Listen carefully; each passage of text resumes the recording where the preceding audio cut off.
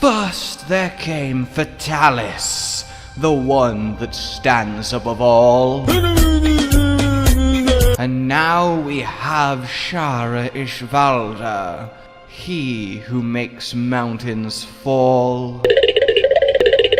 And all in between line up with such power and beauty that no mortal can be left standing except for hunters with infinite lives and tries. But which are the best end bosses in all of Monster Hunter? It's something I've been thinking about recently with just how unforgettable, let's say, Shara Ishvalda is, because I adore his design and his fight, but god damn it, he's freaky! So I went and had a look at all of our lovely final challenges, and it is an elite list. The likes of Dalamadur, Alatreon, the Ucanlos, Cantor. It's just filled with giant, unforgettable spectacle, black dragons, and just some of the purest, just most badass monsters to ever be, which makes sense. They are final bosses of every game. Choosing 5 was bloody hard, but this is my decision. Number 5, Fatalis himself. Now, don't get me wrong, okay? Mechanically, he might genuinely, in fact, I think is the worst fight that I could choose from this list. So I imagine you're sat there like, why? But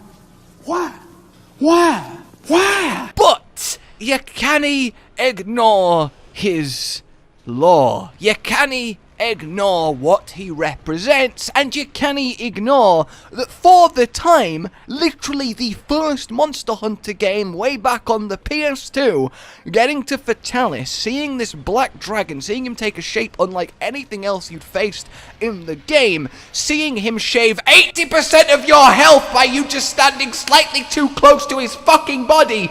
It was unquestionably unlike anything, fighting him in this ruined castle, this desolate city, seeing this ominousness, the music kick up for the first time.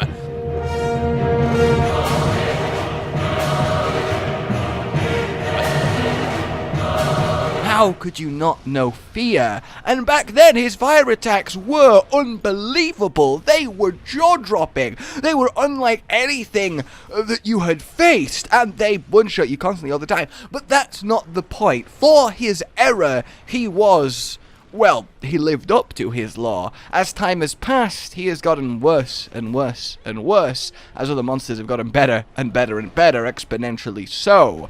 But the black dragon that stands above every other monster commands them, has them all instinctively run away in fear, destroys armies and nations, ended the great war twixt humans, the ancient civilization, and the elder dragons. You can't not give him the respect he deserves, alright? He melts hunters to his side, okay? Also, with the 15th anniversary, I still, fingers crossed, we will get a revamped, worldify, lunar-esque makeover version of him at some point down the road, which I honestly think could and probably likely will turn out to be the single most incredible fight in Monster Hunter history. So, here's to you, Fatalis.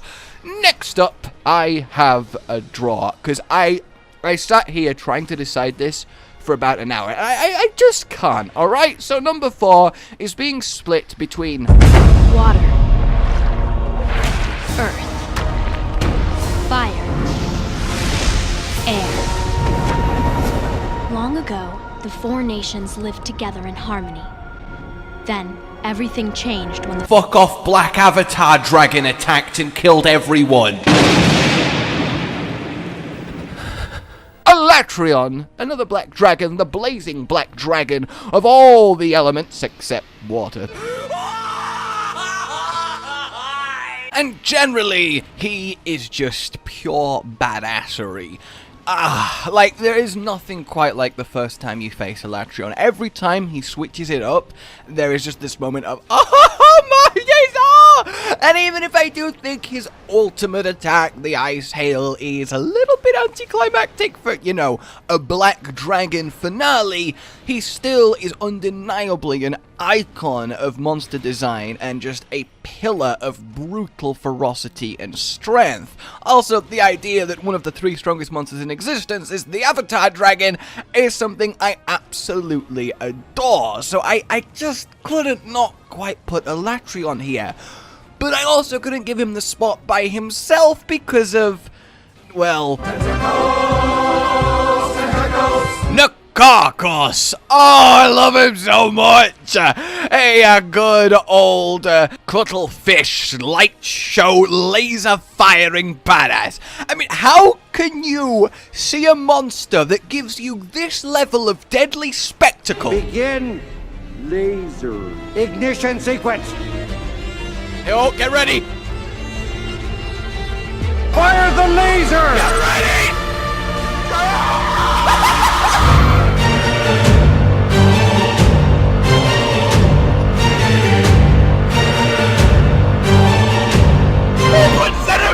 Here!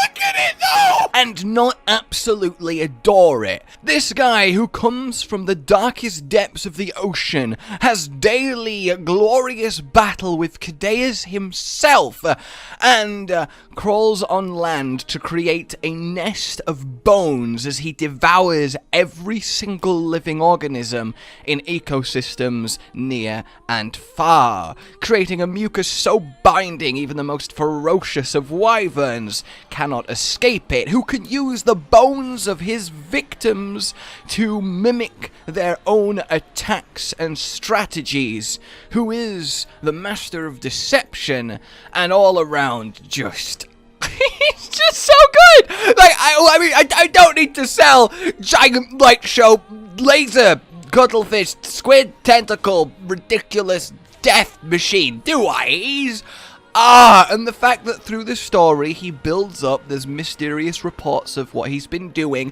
You find for the first time he never fully comes up from the ground and you're like, what is this? It's a bit anticlimactic, it's a bit disappointing. And then you fight him the second time at the end of high rank and you get to fully reveal his face, and it is just a moment that you never forget. He is one of the single best first impression monsters, honestly, I think ever. So those two share my 4th spot. Number 3, we have Ahtal-ka.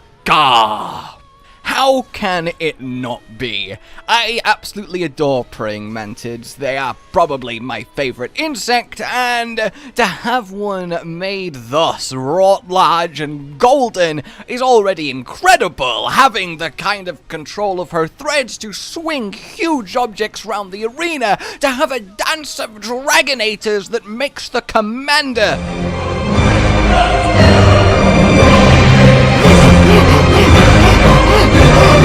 is just incredible by itself. She has little story threads throughout the G-Rank experience, but this one is here for pure spectacle, because you just never forget, ever, you just don't. You don't forget the first time that this happens.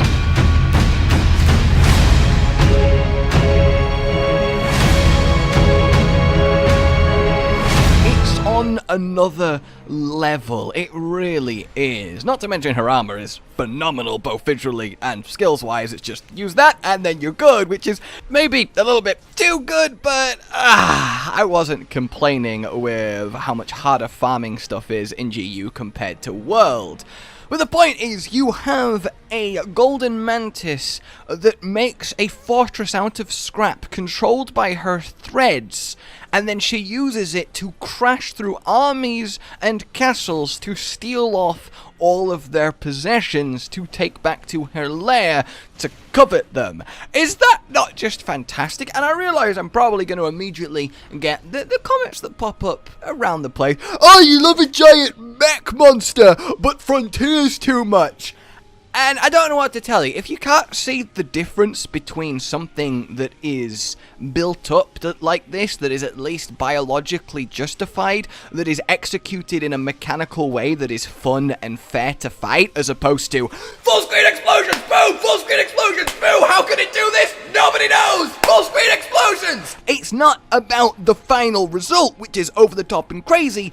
It's the execution and justification of getting there. And that said, there's plenty of Frontier monsters I really do love, as the series goddamn showed. But either way, this just seemed like a good point to address that. It's a subtle difference, but it is a difference. But yeah, Golden Mantis, mech, how could it not be up there? Next up, well, Shara Ishvalda. Now, this is probably plenty recency bias, but at the same time, I sat and thought about this for a long while, and I honestly think Shara's one of the best endgame final bosses they've ever done. The story leading up to it's obviously better than most other final fights outside of Zeno, because, you know, World got actual story compared to other Monster Hunter games, so that's already a point in its favour. And then you have the actual spectacle of the fight. You have this mysterious, well, beyond mysterious creature that comes out coated in rock, that has just this alien aura about it. Gets all insecty in the ground, is a slow lumbering golem above, aerating the sand and making it a deadly obstacle to try and wade through. It just adds together to be like, what am I fighting? And then for that to transition to a tree demon looking thing that just is so deeply disturbing to look at. It's not scary in the sense of, it's gonna get me, it's scary in that it just reviles me to my core. I look at it and I just get this sense of, and that is really hard to achieve in a convincing way when it comes to design. Like, objectively, I love him, that's why he's here, but on a personal level, he gives just this shiver up my spine that just, like, that ain't right. And I love that it does that. The fact that his eyes track the camera instead of the player, break the fourth wall, stare into you like he knows, is genius. What a subtle way to cause that unnerving feeling. I didn't even realize he did it to start with. I'm sure many people didn't, but we still got the feeling of something's not quite right, and that is just beautiful. On top of using high-powered vibrations through the air to do some of the coolest large-scale attacks I have ever seen, to terraform whole mountains. Well, it's just something else. I think Shara Ishvalda, in every respect, is superbly well done. And I think the move pool might be a bit shallow, but that's about it. And really, these fights are just spectacle, and there is no denying the quality of Shara's spectacle.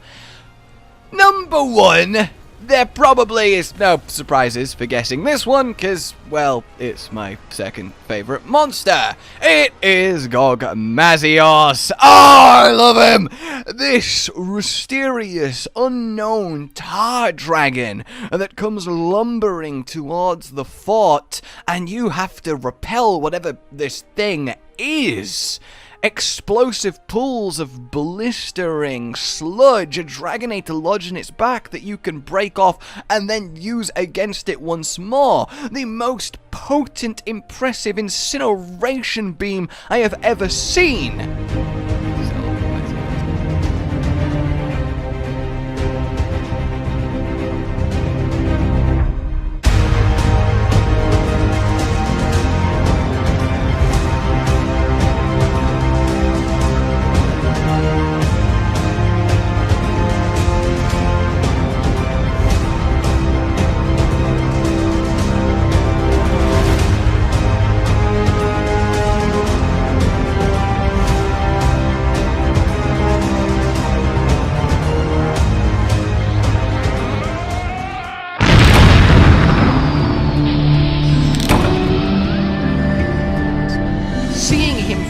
The largest flying creature in Monster Hunter, as he lets off that, as he heats up enough to free his wings and take to the sky, I will never forget that sight.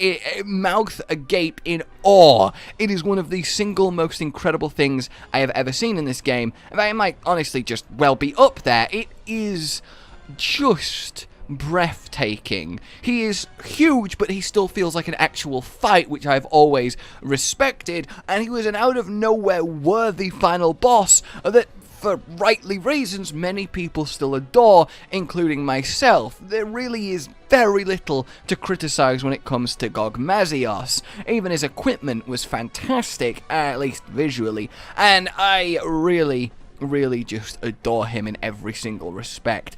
Imagining him given the world makeover is just... oh, but even then, Nakarkos or Ahtal-ka in the world makeover. Can you imagine that?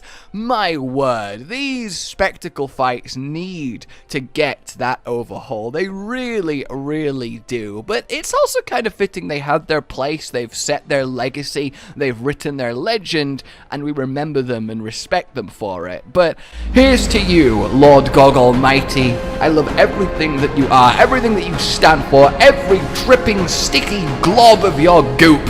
That really did not... it sounded so much better in my head. Oh, for fuck. And I will honor you forever!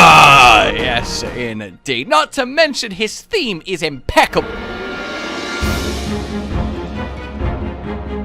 So there you go, guys. That is my 5 favorite final bosses. Do you agree? It's so hard to cut things like Dalamadur and Amatsu and Morales, but you gotta make the choice somewhere. How would your list shape up? But for now, like you enjoyed this, subscribe for more. A good boy. Rage Gaming with the video float. But that's all that's really relevant at the mo, but I'm still gonna leave this up so you patrons know that I love you even though the outro's no longer that kind of relevant. But the new one's being worked on and it's gonna be a truly badass song, and don't worry, I won't be doing any rapping on it. I'm gonna go now. This was shit.